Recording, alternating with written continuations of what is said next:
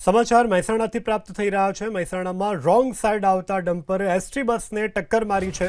વિજાપુરના લાડોલ ગામ પાસે dumper ST bus વચ્ચે અકસ્માત સર્જાયો છે। અકસ્માતમાં બસના ડ્રાઈવર સહિત 11 મુસાફરોને ઇજાઓ પહોંચી છે।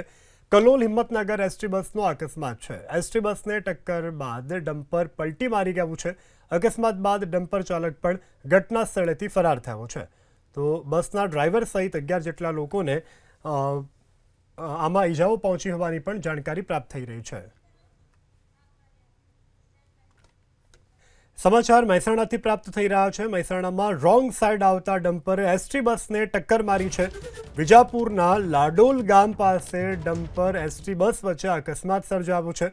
અકસ્માતમાં બસના ડ્રાઈવર સહિત 11 મુસાફરોને ઇજાઓ પહોંચી છે। કલોલ હિંમતનગર એસટી બસનો અકસ્માત છે। એસટી બસને ટક્કર બાદ ડમ્પર પલટી મારી ગયું છે।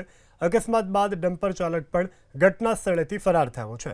તો બસના ડ્રાઈવર સહિત 11 જેટલા લોકોને આમાં ઇજાઓ પહોંચી હોવાની પણ જાણકારી પ્રાપ્ત થઈ રહી છે।